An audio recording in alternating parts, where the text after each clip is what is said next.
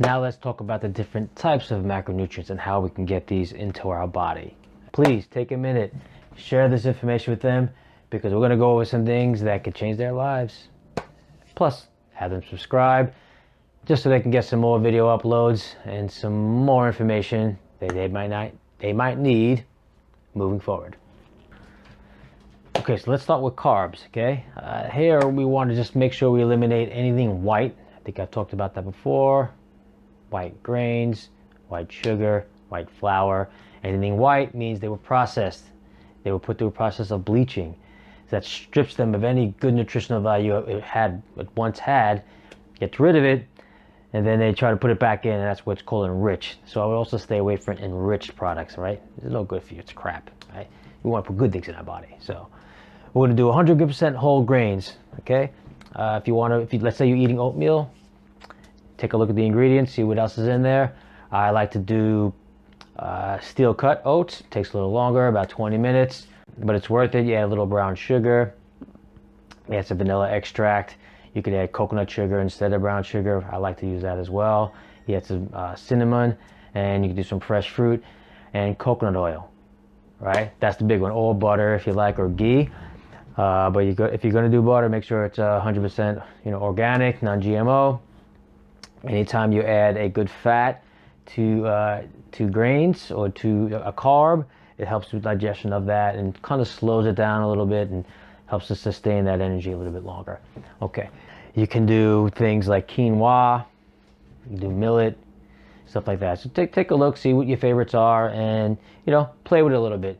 Just have a little fun. If you're gonna go the grain route, if you're having problems with weight losses, or you have any skin issues or hair issues, I would probably stay away from the grains.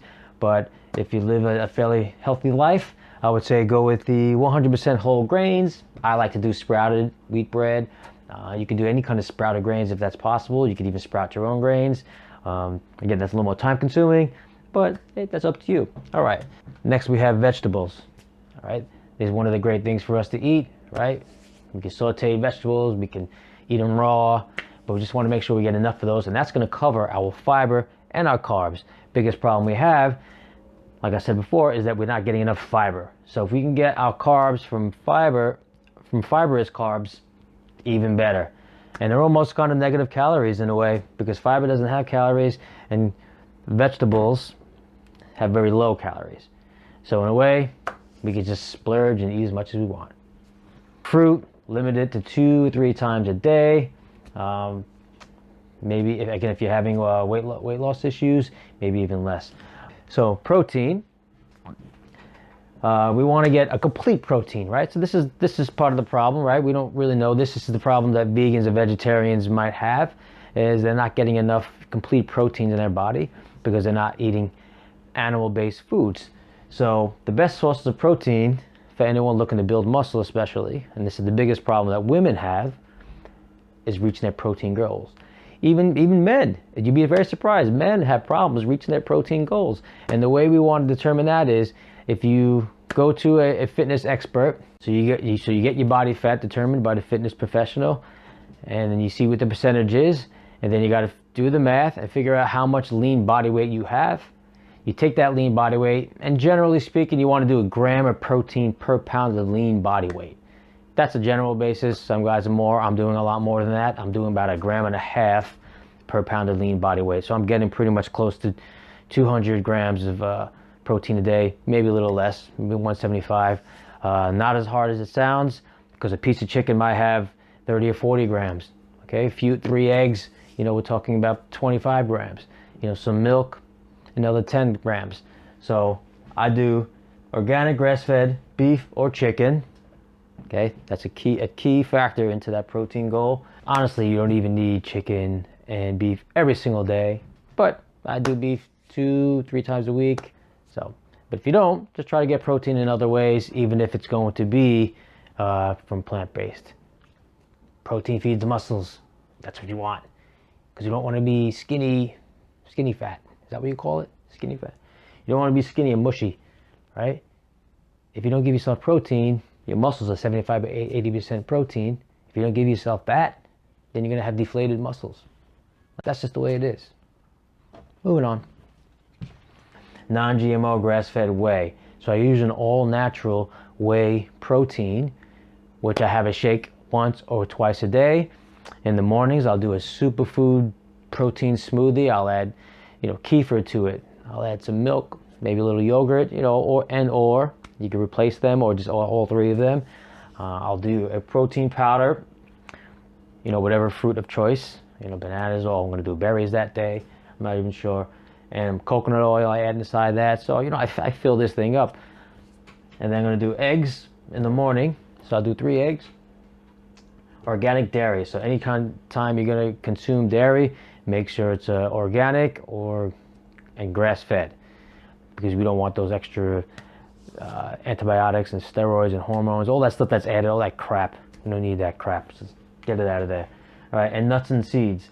So this is for the vegans and vegetarians. You will see that you're going to have a hard time gaining muscle. You have to eat a lot. I'm not saying you can't. There are a lot of vegans and vegetarians out there that are pretty strong and look pretty built. But I'm not quite sure how they do it. But for sure, if you want a complete protein, it has to be animal based. When you're doing nuts and peanut butter, which has protein, then that's okay. And you could do quinoa and lentils. It's just not going to be enough protein to build the muscle mass that you want. And some may disagree. And again, I don't know 100% how they do it, but if you want to get the most gains with protein, it will come from animal-based products. So fat, that's a big one. So we have coconut oil, coconut milk. Do you see the pattern here? Everything coconut. Woo! I love coconut. It's not a matter of when can I get coconut in my diet, it's how much can I get in my diet. I cook my eggs with it. I'm putting it in my smoothies. I'm going to put it in my oatmeal. It's really good. Give it a try. Let's move on. I mean, it's funny how all these years in the past people were like down on coconut because it was a saturated fat, but it's also one of the healthiest fats we can consume. It's a superfood. It does so many great things. And it's a medium chain, triglyceride, which means we can use that as energy faster. It takes less steps for us to use it. So when I make my smoothies in the morning, I'm adding avocado, I'm adding coconut milk, I'm adding almonds. Basically, I'm doing a time release super smoothie where I use the medium chain fatty triglycerides first, which would be in coconut oil and almonds, and then I'll use avocado later for energy. So these keep me full real long. And then you also want to get your olive oil and your organic dairy, and that's how we're going to get our fat. So we can get all 3 of these each day if you can. It's going to be a little harder first because you haven't really created a formula for yourself yet. So you just have to get yourself used to it, kind of get acclimated into doing something, steady. You got to give your body a time to adjust and adapt, and eventually just become easier. You just arm yourself with all these items in your house. Just make sure they're there. This way, when you're on the run and you gotta do something quick, these things are here for you. And then again, I'm going to set up some links for you on how to cook some of these foods and how to make them taste good and easy and fast. It's called Practical Eats, coming out real soon. So thank you again for tuning in and watching. Don't forget to subscribe. Hit that notification bell so you don't miss any video uploads. And once again, thank you for coming here to Nutrition 101, where nutrition is made easy. We'll talk to you again real soon. And class is dismissed.